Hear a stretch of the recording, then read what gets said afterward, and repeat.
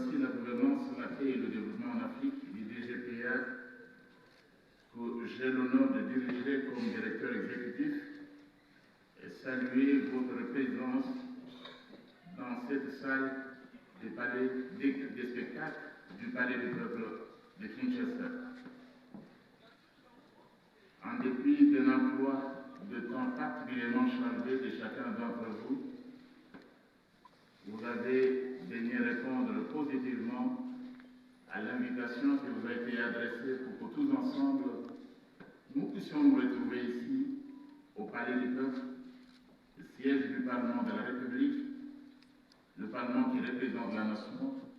Je disais donc, vous avez daigné que nous puissions nous retrouver ici pour commémorer le 18e anniversaire de la Constitution de notre pays. En effet, le peuple congolais avait approuvé par référendum du 18 au 19 décembre 2005 et du 18 février 2006, le président de la République avait promulgué la Constitution qui était entrée en vigueur le même jour. 18 ans, c'est l'âge de la maturité. 18 ans, pour la Constitution, c'est un événement majeur sur un continent où les constitutions se font et se défendent. On dirait même que, pour emprunter l'expression de Doran II, dans ce domaine de la Constitution, nous sommes un peu comme des pèlerins constitutionnels. Et même s'il faut emprunter l'image d'Antoine de Saint-Exupéry, le Petit Prince, nous sommes un peu également dans ce domaine comme des migrants qui sont toujours à la recherche d'une meilleure cité qu'ils ont pour mission de payer. 18 ans, le 18e anniversaire de la loi qui fonde l'État de la République offre à la nation congolaise, particulièrement à son élite intellectuelle et politique, une occasion unique d'y réfléchir froidement. Aujourd'hui, en fait, devrait être pour l'ensemble de notre pays un grand jour lorsqu'il faut penser au 18e anniversaire de la Constitution.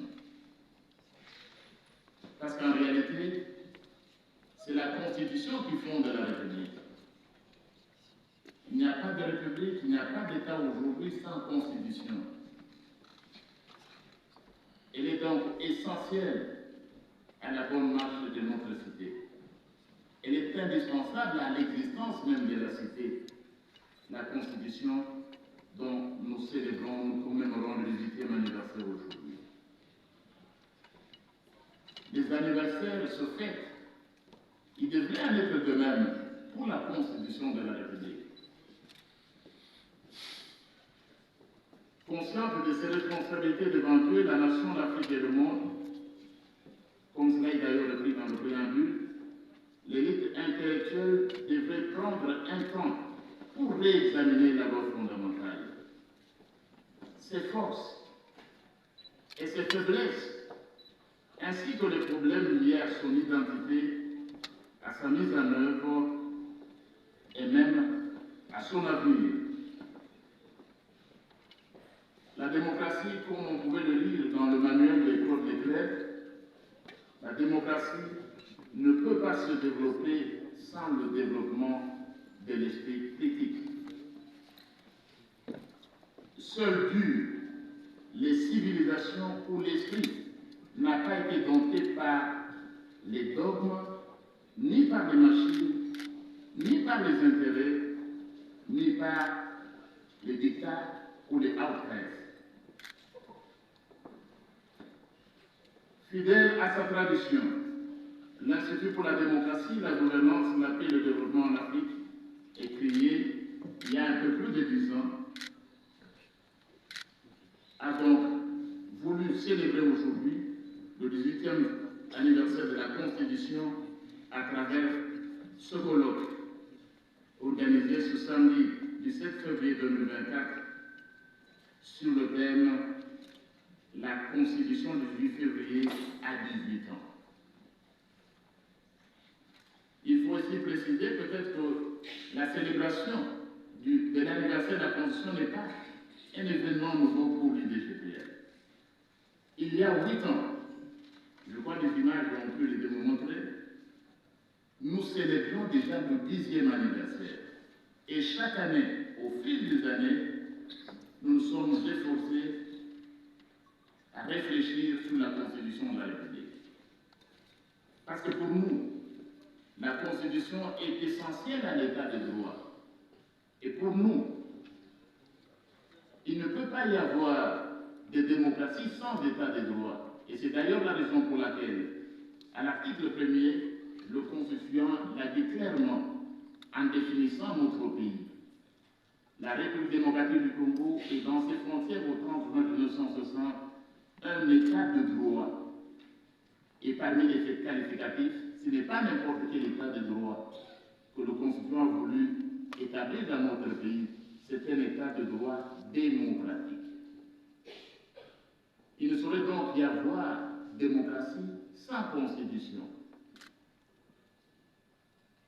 Et également, il y a des relations synchrones qui existent entre démocratie, état de droit, la paix et même le développement sur le continent africain.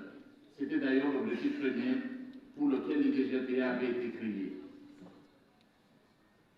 18 ans, l'âge de la Constitution de la République. Donc pour nous, je le disais tout à l'heure, il était important de réfléchir au cours d'un colloque. Et l'événement qui nous réunit aujourd'hui, ce n'est pas un événement politique. L'événement qui nous réunit aujourd'hui, c'est un événement éminemment scientifique. Il faut que l'intelligence d'une nation s'exprime. Heureuses sont les nations qui peuvent écouter leurs intellectuels et qui en ont. Et cette nation a ses intellectuels. Et Duverger écrivait « Un monde sans docteur de la loi est un monde condamné à disparaître de façon particulièrement violente. » Cette nation adore ses intellectuels qui ne sont pas des politiciens, qui ne sont pas autre chose. Et il est du devoir, c'est de la responsabilité intellectuelle de réfléchir sur les problèmes de la société, et la Constitution fait partie de ces sujets majeurs qui devaient préoccuper les intellectuels. Pas seulement de juristes, parce que la Constitution, on l'a souvent dit, n'est pas que l'affaire de constitutionnalistes, ce n'est pas que l'affaire des politologues, parce que c'est l'expression de la volonté de tout un peuple. La Constitution appartient à tout le monde et appartient à toute la classe. C'est pourquoi vous allez remarquer que ce colloque est organisé avec une perspective pluridisciplinaire et multidisciplinaire. Vous aurez bien sûr des constitutionnalistes, vous aurez d'autres juristes, mais il y aura également d'autres disciplines, les politologues, les historiens.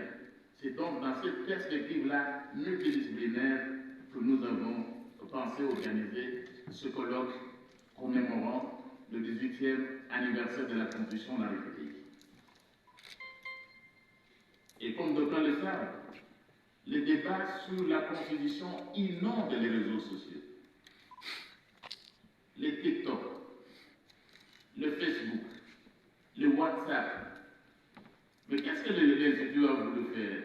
Ici, nous avons voulu que le débat quitte les réseaux sociaux. Ailleurs, on ne réfléchit pas par les TikTok ni les réseaux sociaux. L'élite intellectuelle s'exprime. C'est ainsi qu'un appel a été lancé à tout le monde qui pouvait l'entendre de soumettre une communication à ce colloque. On a fermé les portes à personne. Tous ceux qui pensaient ou qui pensent qu'ils ont un mot à dire sur la Constitution, ils ont donc invité à soumettre des communications, évidemment, en respectant certains critères que nous avons l'habitude de respecter dans le monde scientifique. Au cours donc de ce colloque du 18e anniversaire, il nous appartiendra de répondre ou de tenter de répondre à plusieurs parmi lesquelles celles qui suivent. Dans quelle mesure la Constitution du 18 février 2006 aura-t-elle été rejetée par les gouvernants au cours de ces 18 premières années d'existence? Quel cours a-t-elle subi cette Constitution de la République? Comment les principales institutions de la République, que sont le président de la République, le Parlement, le gouvernement et le pouvoir judiciaire, ont-elles fonctionné sous cette Constitution? Quel aura été l'apport du pouvoir judiciaire, en particulier de ces trois plus hautes juridictions que sont le Conseil d'État, la Cour de cassation et la Cour constitutionnelle? Quel aura été le rapport à la promotion de la démocratie et de l'état des droits sur cette Constitution? Et là, c'était un appel lancé également à tout le monde. On s'attendait à voir les juges constitutionnels, je crois qu'ils vont nous rejoindre, parce qu'on ne peut pas célébrer l'anniversaire de la Constitution sans la présence des juges constitutionnels. J'espère qu'ils vont nous rejoindre où ils sont déjà. Quel aurait été l'apport du Conseil d'État? Comment est-ce qu'on évalue cette production judiciaire du Conseil d'État ou de la Cour de cassation sous la Constitution du 18 février 2006?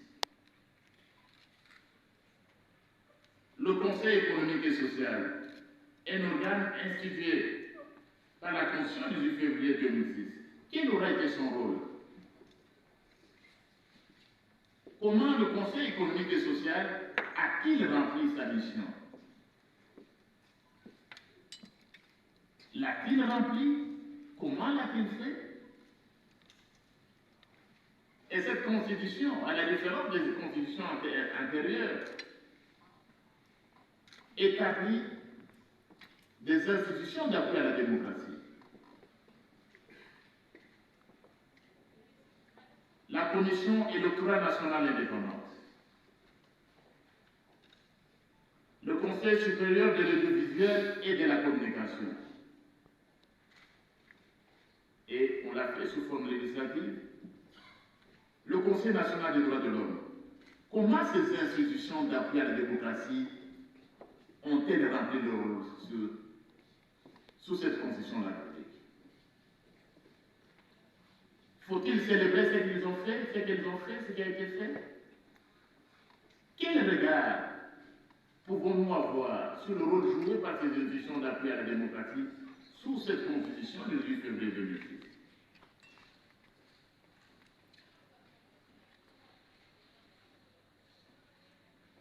Et la séparation des pouvoirs.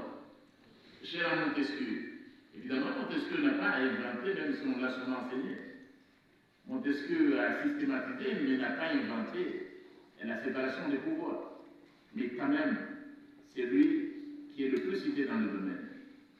Cette séparation des pouvoirs qui peut être verticale ou horizontale. Comment est-ce qu'on peut apprécier la séparation des pouvoirs sous la Constitution du 18 février 2006? Séparation horizontale des pouvoirs au niveau supérieur entre le président de la République, l'exécutif, et le législatif et le judiciaire. Comment aura-t-elle fonctionné? Séparation horizontale. Qu'est-ce que la Constitution a voulu faire? Quel rapport la Constitution a-t-elle établi entre l'État central et les provinces? Est-ce que ce fonctionnement a-t-il été harmonieux? Peut-on penser du fonctionnement des provinces et des entités territoriales décentralisées? Décentralisation, parlons-en, prévue par la Constitution de la République. Comment a-t-elle fonctionné? L'instabilité des provinces. Est-ce que c'était ça ce qui était voulu par le constituant? Est-ce qu'on doit continuer, on devrait continuer avec un tel système? Autant de questions. Je reviens à la séparation horizontale des pouvoirs. L'exécutif, le législatif, le Parlement a-t-il effectivement rempli sa mission? Comment l'a-t-il fait? Quel est le rôle du Sénat? Quelle est l'importance du Sénat? Y a-t-il quelque chose à dire sur le fonctionnement du Sénat? Sur cette institution? Voilà autant de questions qui concernent le pouvoir législatif. Entre la volonté du souverain primaire ou du constituant originel, entre la réalité politique et ce qui est prescrit, comment le régime politique a-t-il fonctionné? Quel est d'ailleurs le régime politique établi par la Constitution du 8 février 2006? Comment a-t-il fonctionné? Et la forme de l'État? Que valent, maintenant s'agissant de la démocratie, aujourd'hui, la démocratie moderne ne peut pas fonctionner sans les partis politiques. Mais que valent les partis et les regroupements politiques, suivant la philosophie de la politique du ventre et de la politique business qui anime les nombreux dirigeants?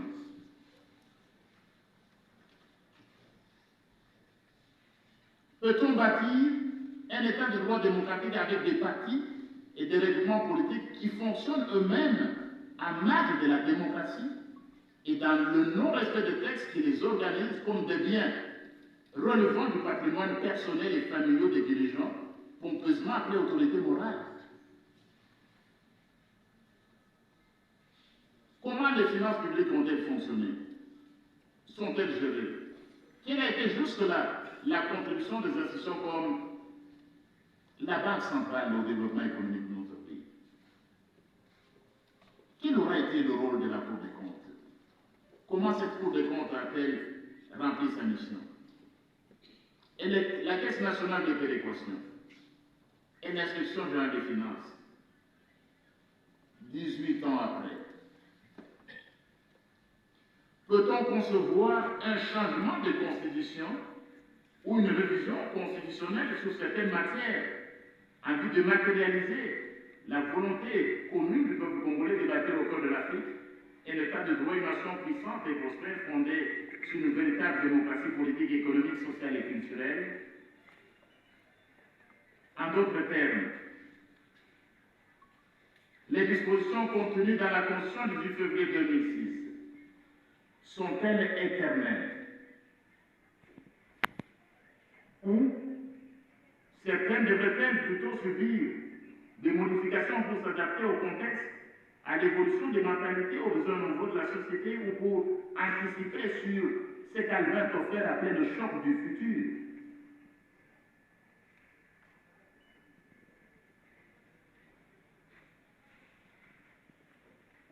Et c'est le Joseph Kizerbo qui nous rappelait il y a quelques années la natte des autres. Est-ce que sur le plan constitutionnel, nous avons réussi à fabriquer notre propre natte, ou nous nous sommes réjouis de continuer à dormir sur la natte des autres? Et Kizerbo avait raison. Quand on dort sur la natte des autres, on fait le rêve des autres. Voilà donc, généré par l'application de la Constitution de la République démocratique du Congo du 8 février 2006, l'IDGPA a donc invité les chercheurs et les personnalités que vous voyez ici, et je voudrais préciser qu'ils ne vont pas communiquer au nom de leurs institutions.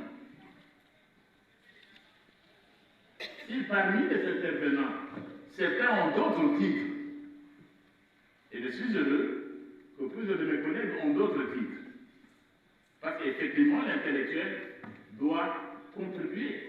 L'intellectuel doit participer à la marche de la société. Mais je voudrais dire ceci. Si parmi les intervenants, les invités de l'IDGPA, il y en a qui ont d'autres titres, ils s'expriment ici comme universitaires. Ils ne s'expriment pas ici comme politiques. Ils ne s'expriment pas dans d'autres qualités qu'ils peuvent avoir. Ce sont des professeurs d'université, ce sont des chercheurs dont il faudra qu'il y ait cette déconnexion-là entre les titres qu'ils peuvent avoir et la qualité qu'ils regrettent aujourd'hui pour s'exprimer ce temps comme universitaire intellectuel. Et l'IDGPA est heureux comme institution, est heureuse